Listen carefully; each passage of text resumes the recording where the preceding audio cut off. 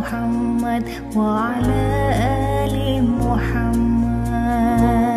Rasul diutus sebagai rahmat bagi semua bangsa dan umat. Rasul Muhammad. Assalamualaikum warahmatullahi wabarakatuh.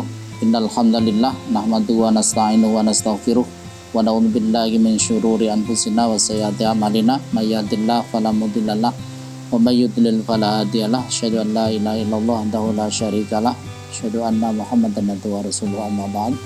Kaum muslimin wal muslimat rahimakumullah, puji syukur hanyalah milik Allah. Salawat dan salam semoga tetap terlimpah tercurah pada Rasulullah Muhammad SAW. Kesempatan yang sangat mulia ini saya ingin mengajak kepada kita untuk merenungkan sesuatu yang setiap saat itu sangat kita butuhkan, yaitu keharusan kita ini untuk melakukan taubat kepada Allah. Nanti kalau kita ini terlambat untuk bertaubat, kita khawatir nanti kita ini kedahuluan malaikat yang ditugasi oleh Allah untuk mencabut nyawa kita.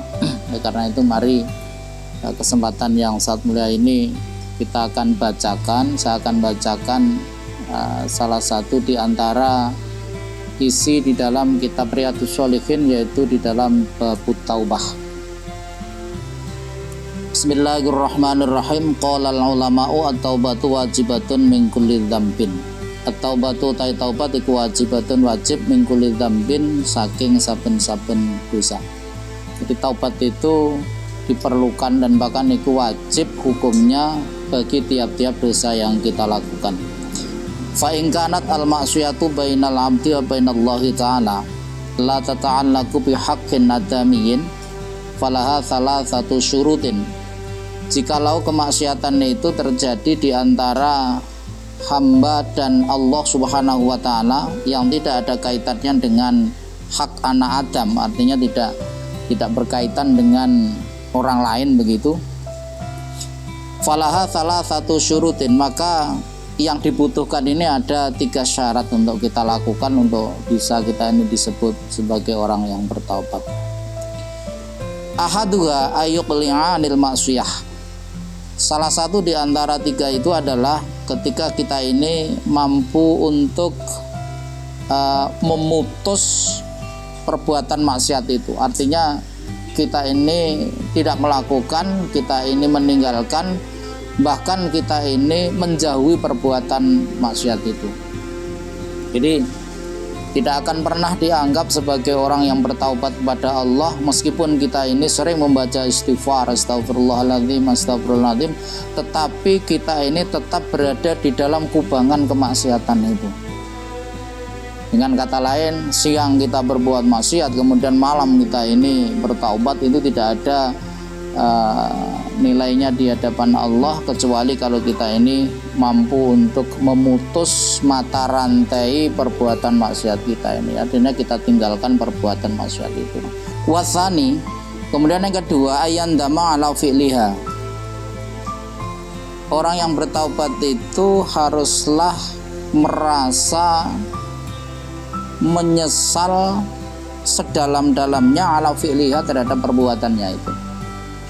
Jadi selain dia itu berazam, beriktikad yang kuat untuk meninggalkan perbuatan yang sudah pernah dilakukan yang kaitannya dengan sebuah kemaksiatan itu pada Allah, apapun bentuknya, misalnya kita melanggar aturan Allah, kita melakukan sesuatu yang dilarang Allah, atau kita ini meninggalkan sesuatu yang diperintahkan Allah, contohnya kita meninggalkan sholat, kita meninggalkan puasa, atau kita ini berjudi, berzina, minum khamr dan sebagainya. Syarat yang kedua ini, di dalam hati kita itu harus memiliki perasaan menyesal. Ya Allah, kenapa itu dulu pernah saya lakukan, ya Allah.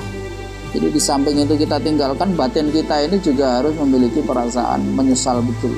Bukan sekedar kita tinggalkan saja, tetapi kita ini harus memiliki perasaan anadem. Perasaan anadem itu perasaan yang getun, cara Jawane getun, menyesal penuh, menyesal, sungguh menyesal yang mendalam dalam hatinya mengapa dulunya itu pernah melakukan itu. Wasalithu, kemudian persyaratan yang ketiga, ayazima alla ya'uda ilaiha badan, yakni berazam, bertekad kuat alla ya'uda yang yen ora baleni ilaiha kepada perbuatan maksiat itu abadan ing dalam selawase. Jadi yang ketiga ini, seseorang yang bertaubat itu harus betul-betul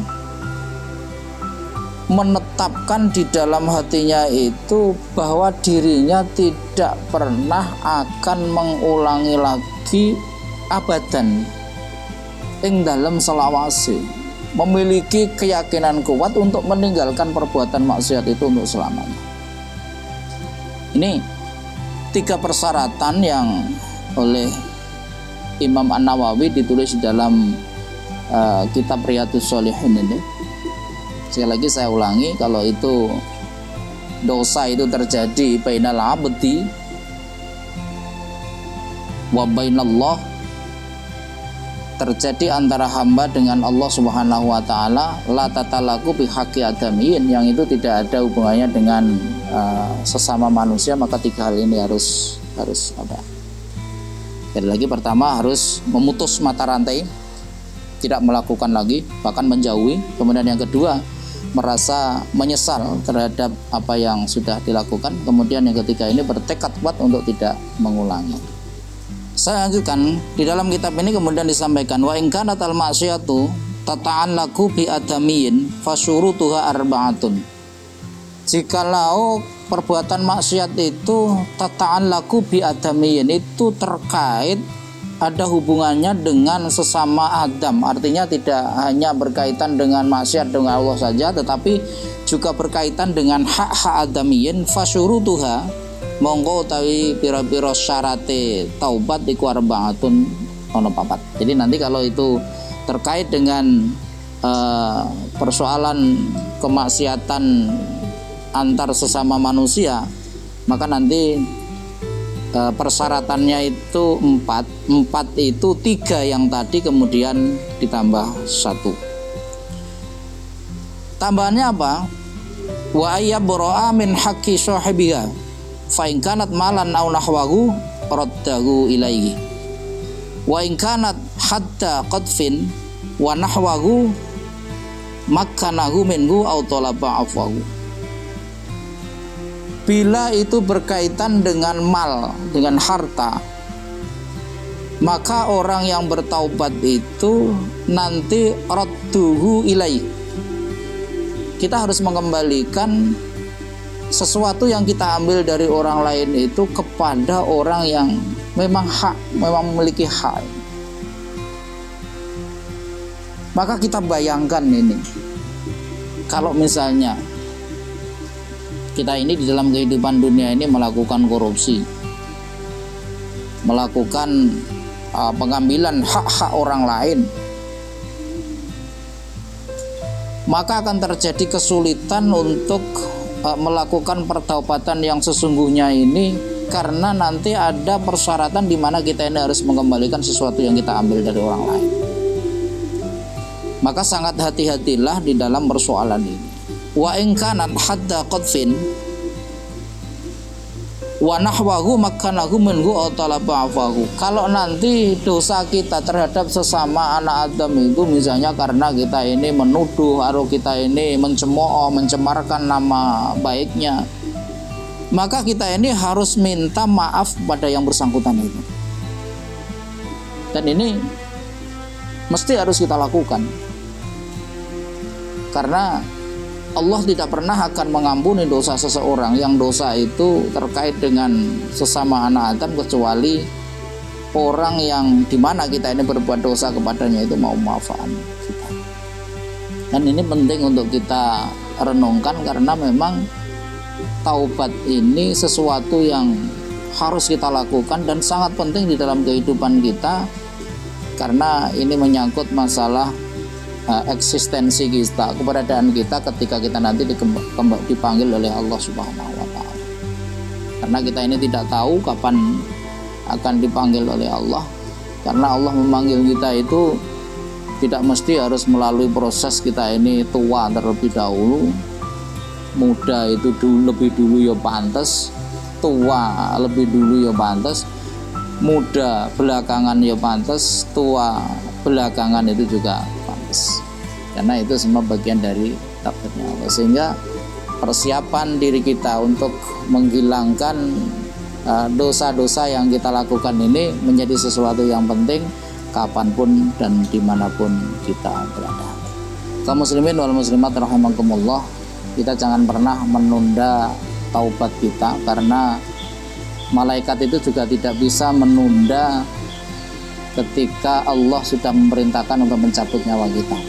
Idza jaa ajaluhum la yastakhiruna sa'atan wa la yastaqdimun. Ketika ajal itu sudah datang, maka itu tidak bisa diakhirkan dan juga tidak bisa diajukan. Oleh karena itu, mempersiapkan diri sebelum waktu ajal itu tiba menjadi sesuatu yang penting bagi kita, sehingga kita ini nanti tidak akan terlambat ketika kita ini berupaya untuk menghapuskan seluruh kesalahan kita, baik yang langsung ke hadirat Allah Subhanahu wa taala, baik yang maupun yang terkait dengan dosa-dosa di antara sesama anak Adam.